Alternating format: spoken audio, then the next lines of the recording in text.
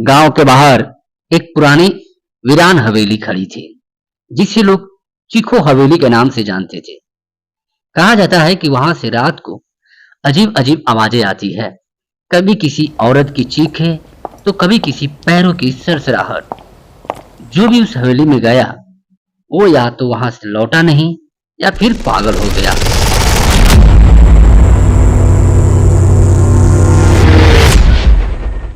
अविनाश, जो गांव का निडर लड़का है, जो भूत प्रेत की कहानियों पर यकीन नहीं करता है, वह अपने दोस्तों के साथ किसी भी रहस्यमय बातों को सुलझाने का फैसला करता है।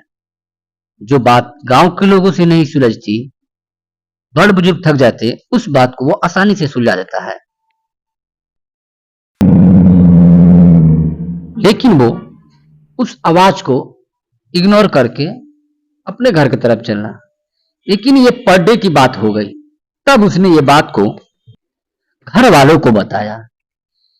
यह बात घर वाले से गांव वाले तक पहुंची और धीरे धीरे सारे गांव वाले ये बात में आगे की तरह सारे आसपास गांव में फैल गई।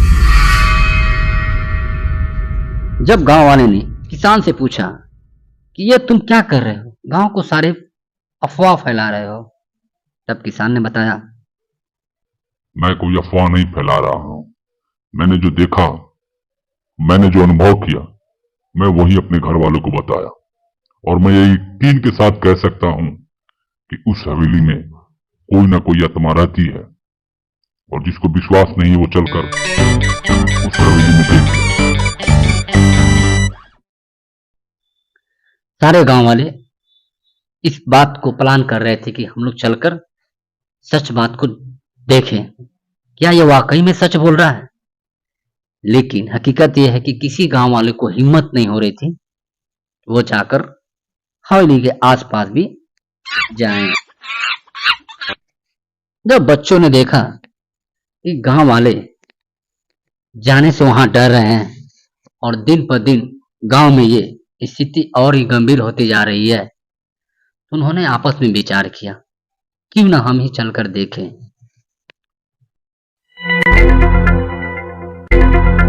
दिन भर बच्चों ने प्लान किया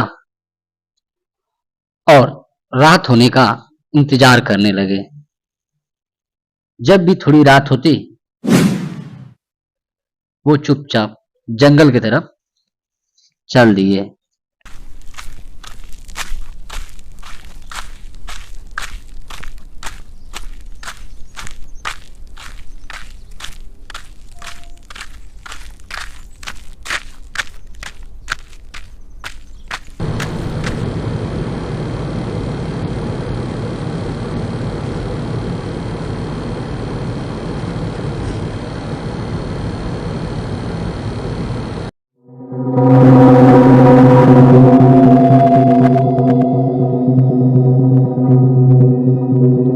दूर से ही हवेली दिखाई देने लगी।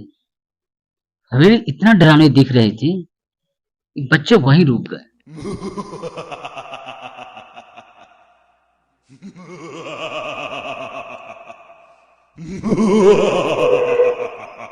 हमें पता नहीं क्यों यहाँ बहुत डर लग रहा है। मेरा मियाज अजीब अजीब सी हो रही है। हम लोग को यहाँ से चलना चाहिए था। यहाँ ज्यादा टाइम रहना ठीक नहीं है। हम आ तो गए, लेकिन ये ठीक नहीं है।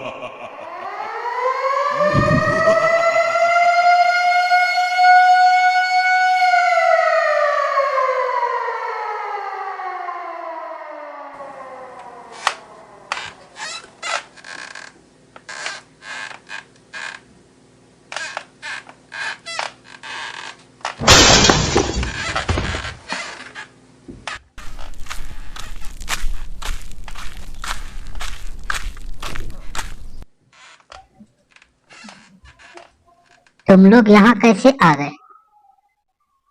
और तुम लोग को इस हवेली में आने की हिम्मत कैसे हुई? तुम्हें पता भी है कितनी बड़ी गलती तुम लोगों ने कर दिया?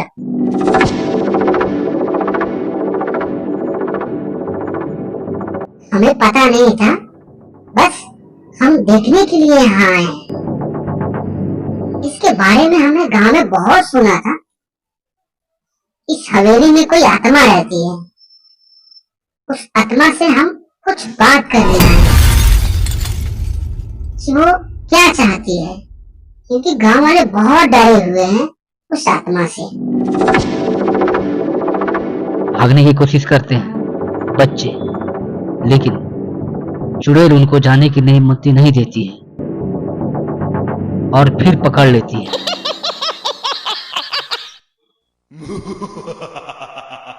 कुछ देर तक तुम हमें छोड़ दो, हम पूरे हवेली में घूमकर ये जानने की कोशिश करेंगे कि आखिर आत्मा इतनी कठोर क्यों हो गई है।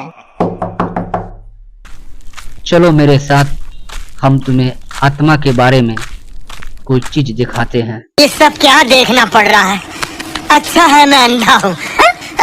यहीं रुको, जब तक हम आते नहीं तुम लोग यहीं रुके रहना। हम तुम्हारे लिए उस कमरे से कुछ चीज लाकर दिखाना चाहते हैं। चुड़ैल ने दूसरे कमरे में गई और उस कमरे में एक किताब पड़ी थी, उसे उठाकर और फिर अपने दूसरे कमरे में आ गई और अविनाश को वो किताब दे दी। अविनाश किताब पढ़ने लगा। थोड़ी देर में हम लोग यहाँ से जाना चाहते हैं। हमें नहीं पता तुम कौन हो। मुझे माफ कर दो, मैं दोबारा कभी इस भूतिया हवेली में नहीं आऊंगा। मुझसे बहुत बड़ी गलती हो गई, मुझे जाने दो। चुड़ैल आवाज में उड़ गई। अविनाश किताब पढ़ने लगा। थोड़ी देर में फिर उसने भेष बदलकर दूसरी औरत को आ गई। चुड़ैल का भी एक छोटा परिवार था, जिसमें उसके 2 बच्चे, उसके पति और वो छोटे मोटे काम करके घर के वो गुजारा करती थी। लेकिन यह बात गांव के सेठ को समझ नहीं आई। उसे किसी तरह गांव वाले को बहला फुसलाकर अंधविश्वास की बातें उठाकर उसे गांव वाले के सामने ही मार डालने की प्लान की। पर वह सेठ की सारी बातें सुन ली और वो समझ गई गांव में चमकने के लिए ये मुझे मोहरा बना रहा है और मुझे मारकर खुद आगे बढ़ना चाहता है। उसी रात वो गांव छोड़कर जंगल की तरफ निकल पड़ी। तब से वो जंगल में बूढ़ी औरत का भेष बनाकर वो रहती रही। जब भी कोई इस हवेली के आसपास आता, वो अजग अजग आवाज निकाल के लोगों को डराकर वहां से भगा देती थी। पर इन बच्चों ने हिम्मत करके अंदर प्रवेश कर गए और उसकी सच्चाई जान गए।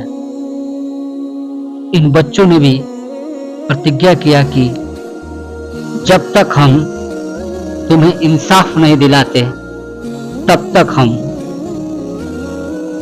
ऐसे नहीं बैठने वाले हैं।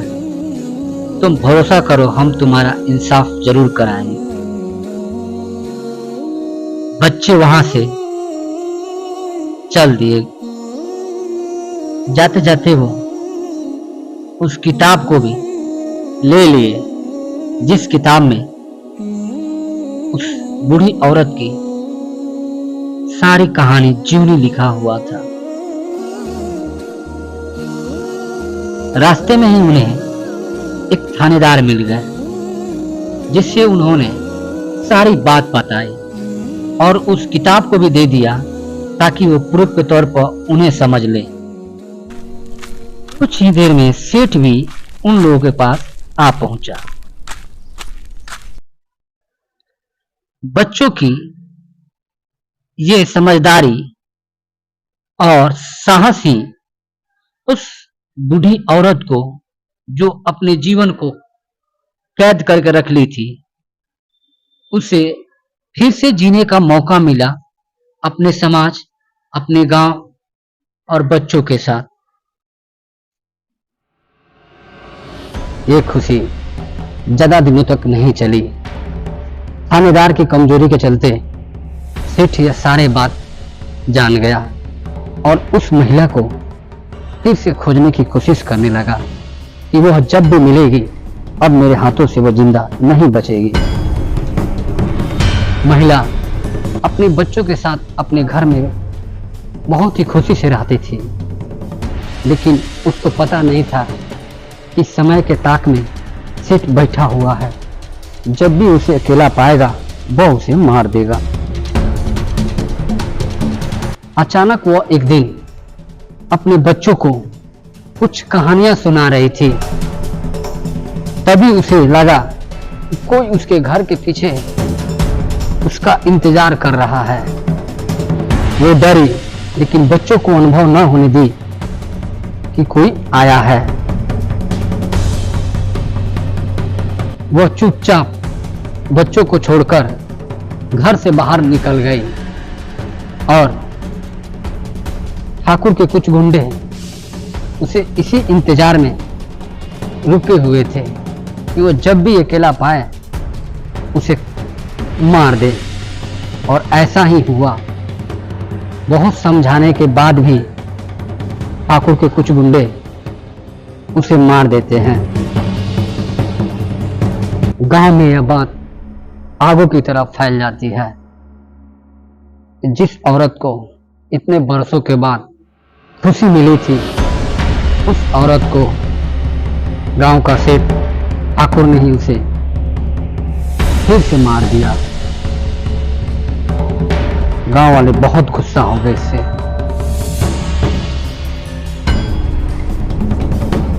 इधर औरत अपनी जान पर खेलकर वह किसी तरह वहां से निकल पड़ी और एक जंगल में एक भूतिया हवेली है जिसमें आकर वो छुप कर रहने लगती है।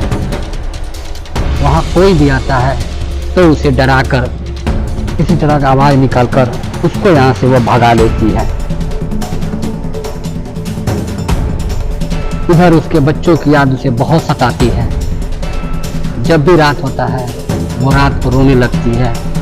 लोगों को लगता है कि चुड़ैल रो रही है, लेकिन वो हकीकत में रोती है, अपने बच्चों की याद में रोती है।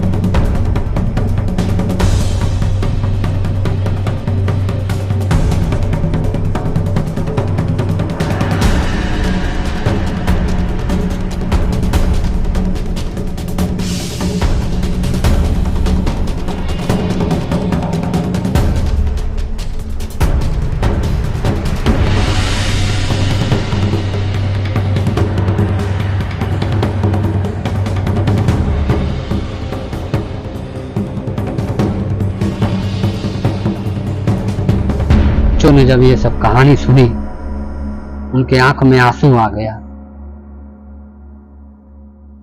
और उन्हें साथ ले जाने की जिद करने लगे, लेकिन वह उन्हें मना कर दी। जब तक गांव में ठाकुर है वो अब इसे जिंदा नहीं छोड़ेगा। एक बार वो गलती कर चुका है, दोबारा गलती वो नहीं करेगा। गांव वाले ने पुलिस और उस ठाकुर को, दोनों को, उन लोगों को किए की सजा गांव के सामने दिए, ताकि फिर से कोई गांव वाले ऐसा गलती करने से डरे।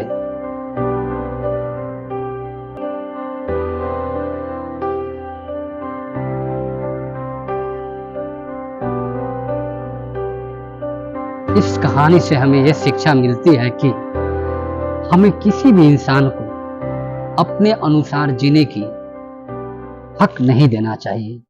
उसकी जिंदगी वो अपने अनुसार जैसे चाहे वैसे रहे। हम उसकी जिंदगी में दखल अंदाज ना दें। अपना जीने का अपना अलग तरीका सबका होता है।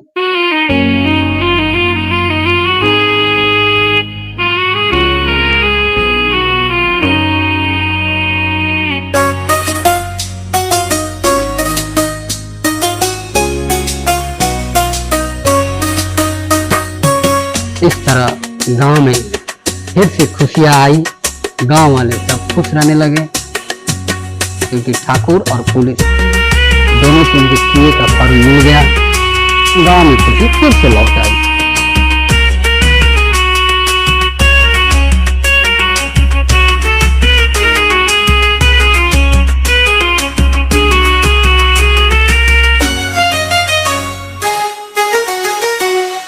ये कहानी सिर्फ मनोरंजन के लिए बनाया जाता है।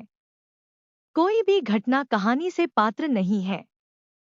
पूरा वीडियो देखने के लिए आपका बहुत बहुत धन्यवाद।